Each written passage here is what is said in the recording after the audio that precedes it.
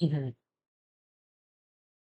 Hello, जय हिंद प्यारे साथियों। देखिए आज हम लोग देखने वाले हैं क्लास 12 केमिस्ट्री का 1 से लेकर के 16 चैप्टर तक का प्यारे बच्चों अति महत्वपूर्ण क्वेश्चन प्यारे बच्चों, जो कि 35 ऑब्जेक्टिव क्वेश्चन है। ज्यादा ऑब्जेक्टिव नहीं है, बस यही कहूंगा प्यारे बच्चों, जो 35 ऑब्जेक्टिव, जो 35 ऑब्जेक्टिव करवाएंगे उसमें से आपको कितना क्वेश्चन पता है, बस यही आपको चेक करना है। ठीक है, तो चलिए प्यारे बच्चों फटाफट शुरुआत करते हैं। और साथ में चैनल से पहली बार जुड़ते हैं तो चैनल को भी सब्सक्राइब कर लेना है, क्योंकि इसी प्रकार से आपको 35 अति महत्वपूर्ण ऑब्जेक्टिव का तैयारी आपका होगा। और बोर्ड एग्जाम में 35 नंबर तो यूं ही आप लोग ले आएंगे। ठीक है, बस मेहनत से पढ़िए प्यारे बच्चों। 70 नंबर का ऑब्जेक्टिव आपके एग्जाम में रहेगा, जिसमें से 60 से ज्यादा ऑब्जेक्टिव आप लोग बना सकते हैं, लेकिन 35 का ही जवाब बोर्ड में देना पड़ेगा। ठीक है, तो चलिए शुरुआत करते हैं प्यारे बच्चों। सारा का सारा महत्वपूर्ण क्वेश्चन है, 35 क्वेश्चन है प्यारे बच्चों, तो फटाफट देखिए। ठीक है, और साथ में मेरे प्यारे बच्चों यही कहना चाहता हूँ, चैनल से आप लोग पहली बार जुड़ते हैं तो चैनल को सब्सक्राइब करना है।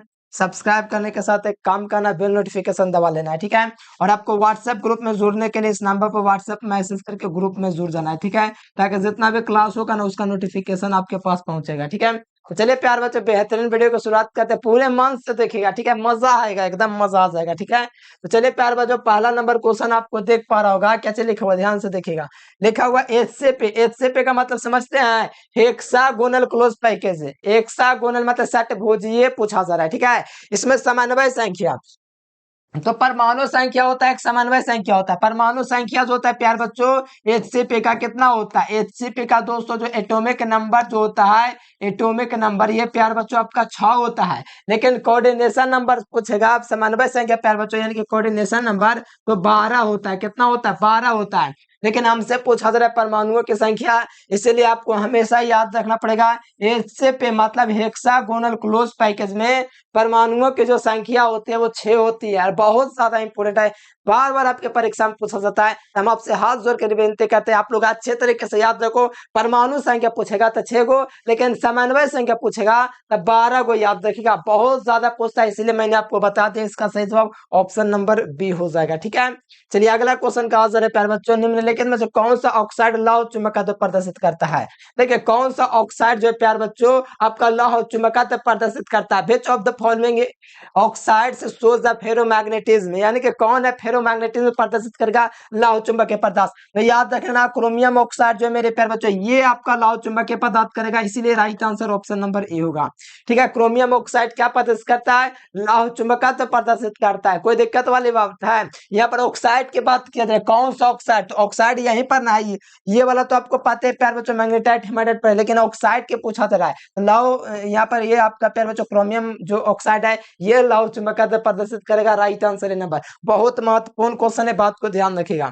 अगला क्वेश्चन देखिए, बेरवादार ठोस, बेरवादार का मतलब होता है अक्रिस्टल। देखिए बात को ध्यान रखिए, क्रिस्टल हेन का मतलब यह क्रिस्टल, बेरवादार ठोस पदार्थ का मतलब भी अक्रिस्टल। ठीक है, और इसे आभासी ठोस भी कहा जाता है। तो बेरवादार ठोस का उदाहरण कौन है, तो आप लोग ध्यान रखिएगा, हीरा जो होता है प्यार बच्चों ये एक प्रकार का प्यार बच्चों अक्रिस्टल क्या चाहिए, क्रिस्टल है, इसलिए ये वाला नहीं होगा। ठीक है, प्यारे बच्चों ग्रेफाइट भी आपका क्रिस्टल है, इसलिए ये वाला ऑप्शन नहीं होगा। नमक भी एक तरह से कहिए तो क्रिस्टल है, लेकिन रबर जो है ना, रबर, प्लास्टिक, बहुलक, क्वार्ट्ज ग्लास, ये सब जो है अक्रिस्टल है, यानी कि अमरफस सॉलिड है। क्या चाहिए, अमरफस सॉलिड, इसीलिए राइट आंसर प्यार बच्चों ऑप्शन नंबर ई हो जाएगा। An example of an amorphous solid यानी कि अक्रिस्टल कौन है, तो ध्यान रखिएगा प्यार बच्चों, रबर जो है ये आपका प्यार बच्चों अक्रिस्टल ठोस पदार्थ है। ठीक है, ध्यान रखिएगा क्या क्या मैंने बोला, रबर, प्लास्टिक, बहुलक, क्वार्ट्ज ग्लास, ये चारों पांचों क्या चाहिए, अक्रिस्टल है।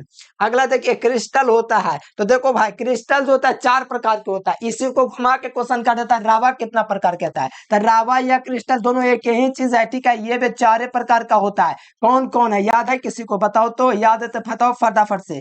क्रिस्टल 4 प्रकार के होता है। ठीक है, पहला धातु क्रिस्टल, आणविक क्रिस्टल, आयनिक क्रिस्टल, संयोजक क्रिस्टल। और इससे एग्जाम्पल आपके एग्जाम में पूछे जाते हैं, और सारा चीज मैंने करवा रखा है, इसलिए कहते हैं ललका दबा के मन हल्का रखिए। तो क्रिस्टल कितने प्रकार का हो जाएगा, 4 प्रकार, ऑप्शन नंबर ए हो जाएगा इसका। ठीक है, और यहाँ पर 7 प्रकार का मोल क्रिस्टल तंत्रों की संख्या होती है, उसकी बात नहीं कर रहा है। क्रिस्टल टोटल 4 गो होता है, 4 प्रकार का होता है, इसलिए right answer option number A. अगला देख लीजिए, रवादार ठोस की बात कहा जा रहा है, एकदम बढ़िया बढ़िया क्वेश्चन तैयार किया प्यार बच्चों, अच्छे तरीके से तैयार कर लीजिए, यही सब क्वेश्चन मिलेगा एग्जाम में, यकीनन बोल रहे हैं। ठीक है, तो रवादार ठोस की पदार्थ की बात करेगा प्यारे बच्चों, तो क्रिस्टल कौन है? रवादार को ही और क्या नाम कहते हैं? क्रिस्टल। क्या चीज बोलते हैं? क्रिस्टल। यानी क्रिस्टल का मतलब होता है कि निश्चित ज्यामितीय आकृति, ठीक है, एक निश्चित ज्यामितीय आकृति होती है, इसको तोड़ने पर प्यारे बच्चों चूर चूर होता है कि निश्चित आकार प्राप्त होता है। तो प्यारे बच्चों यहाँ से रवादार ठोस जो हो जाएगा वहां पर आपका हीरा हो जाएगा, ठीक है। बाकी कांच जो है बेरवादार ठोस पदार्थ है, मतलब है क्रिस्टल है। रबर भी आपका क्रिस्टल है, ये सब क्रिस्टल है। लेकिन पूछा जाए रवादार ठोस पदार्थ कौन है, मतलब क्रिस्टल कौन है? क्रिस्टल आपका प्यार बच्चों हीरा है, ठीक है। तो राइट आंसर क्या हो जाएगा? तो आप लोग ध्यान रखिए, ऑप्शन नंबर ए इसका सही जवाब होगा। बहुत ही मस्त क्वेश्चन है, तैयार कर लीजिए अच्छे तरीके से, ठीक है। चलो 6 नंबर क्वेश्चन है कि पहाड़ों पर जल का क्वथनांक कम हो जाता है, क्यों? प्यारे बच्चों पहाड़ों पर जल का क्वथनांक कम क्यों होता है, ये आपसे क्वेश्चन कहा जा रहा है, ठीक है। तो पहाड़ पर जल का क्वथनांक कम होने के कारण वहां पर वायुमंडलीय दाब क्या होता है? कम होता है। तो इस बात को थोड़ा ध्यान रखिएगा, वायुमंडलीय दाब वहां पर कम हो जाए, कहां पर?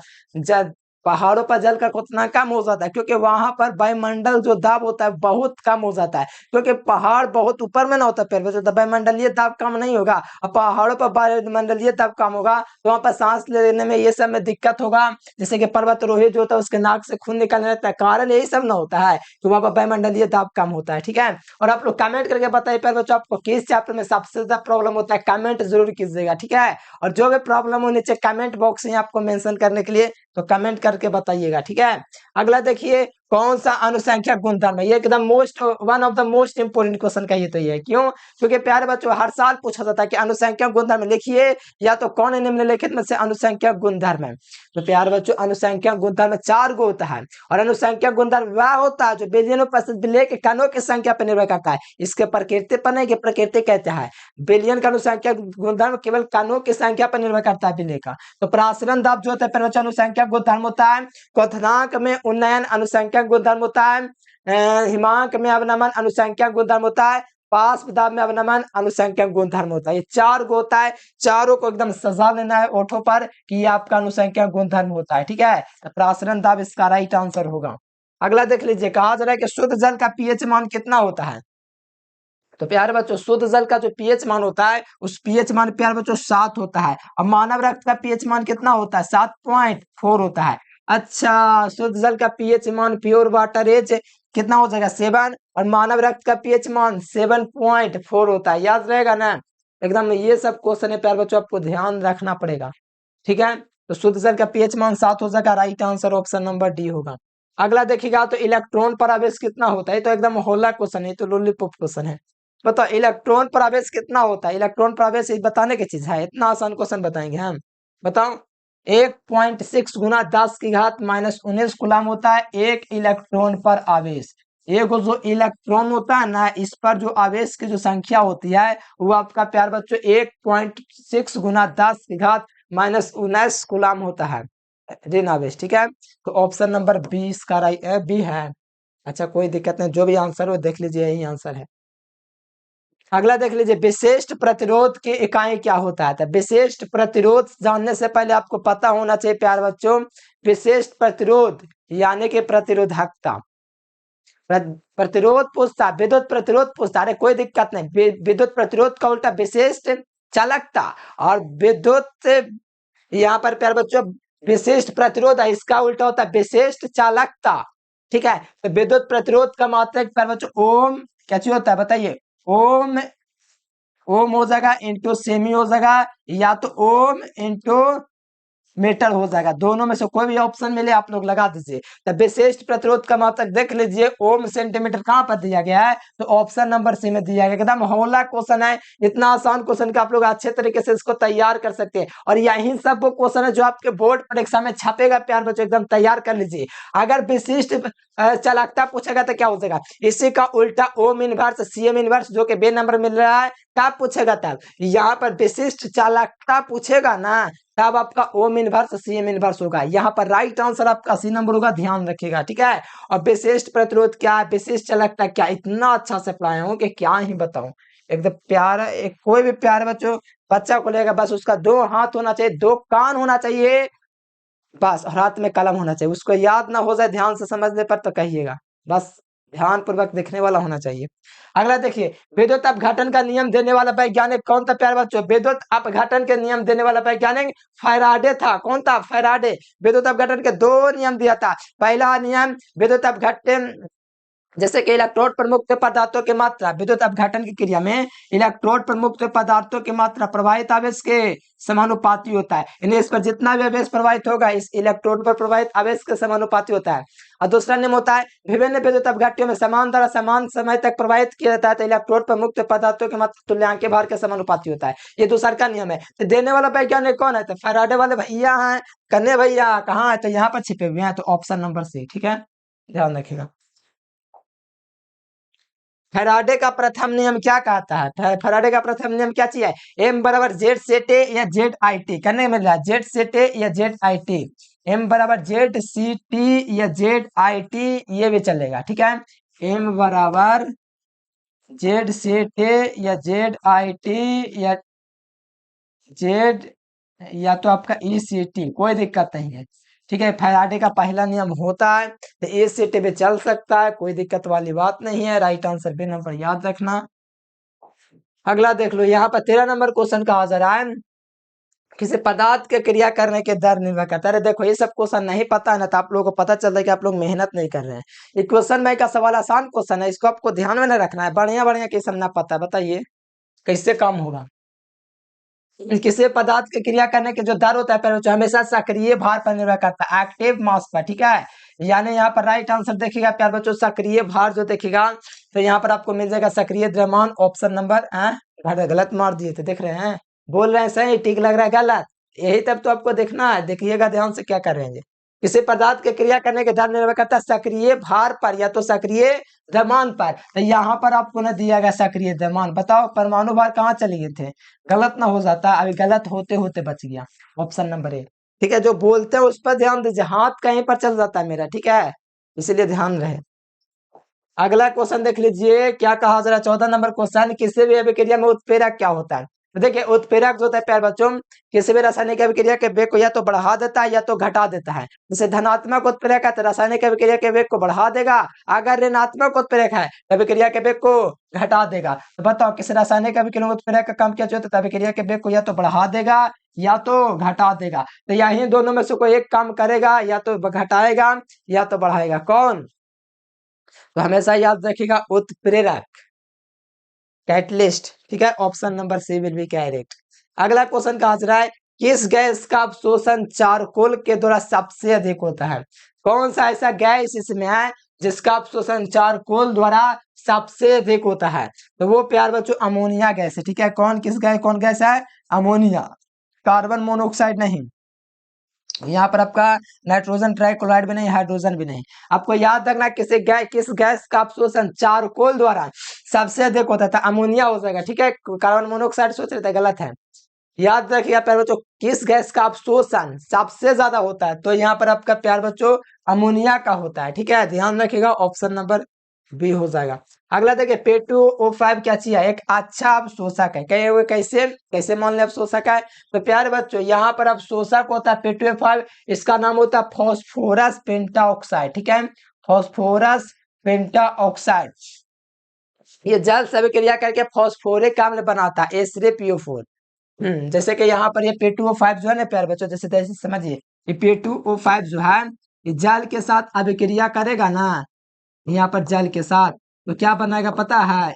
H3PO4 बनावेगा। क्या बनाएगा? फॉस्फोरिक अम्ल बनावेगा, H3PO4 बनावेगा। ये आपका प्यार बच्चों बनावेगा, ठीक है। दो गो अणु बना देगा फॉस्फोरिक अम्ल का। किसका अणु? दो गो, इस प्रकार से अभिक्रिया करके।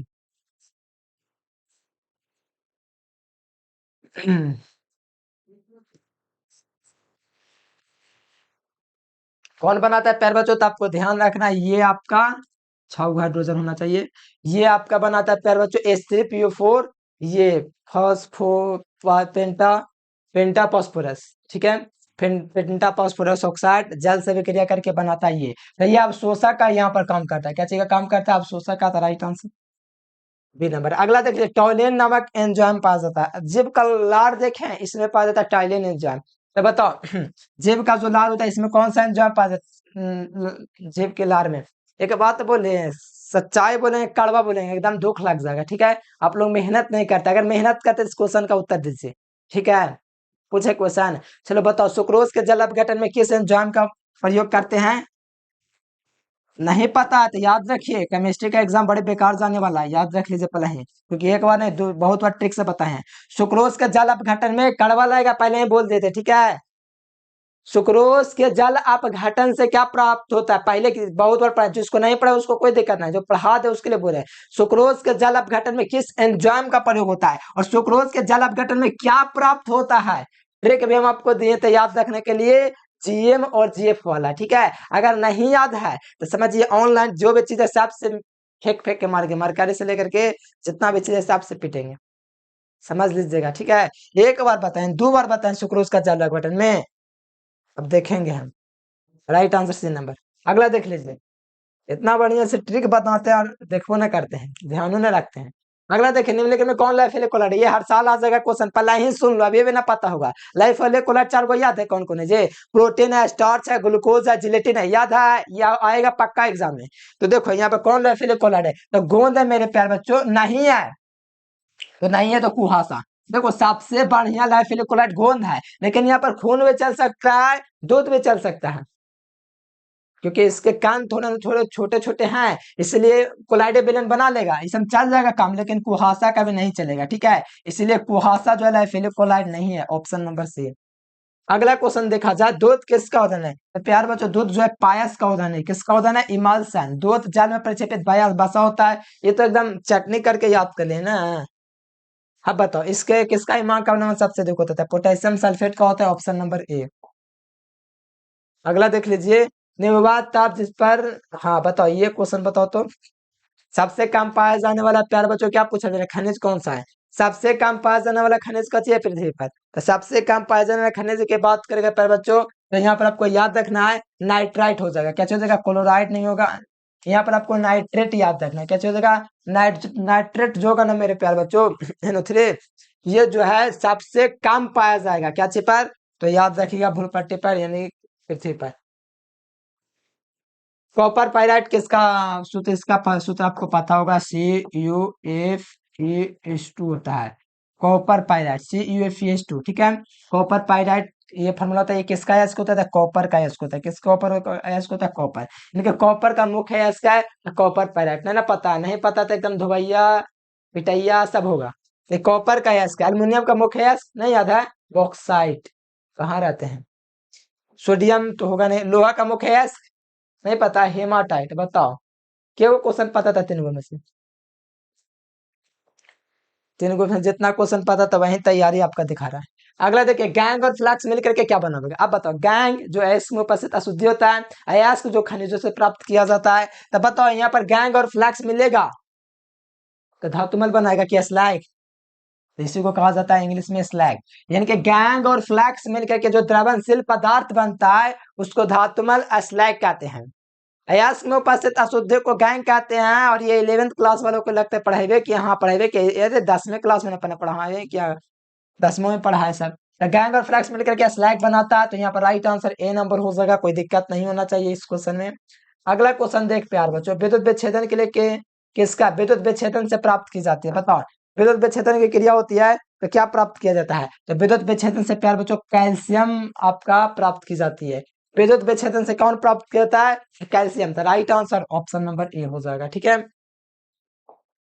स्पेल्टर क्या चीज है? बताओ स्पेल्टर जो है प्यार बच्चों एक प्रकार का इम्प्योर जिंक है। ठीक है, क्या चीज है? जिंक। और जिंक का मुख्य है, कमेंट करो, कमेंट करो, कमेंट करो। नहीं आया कमेंट तो धोबैया करेंगे कल।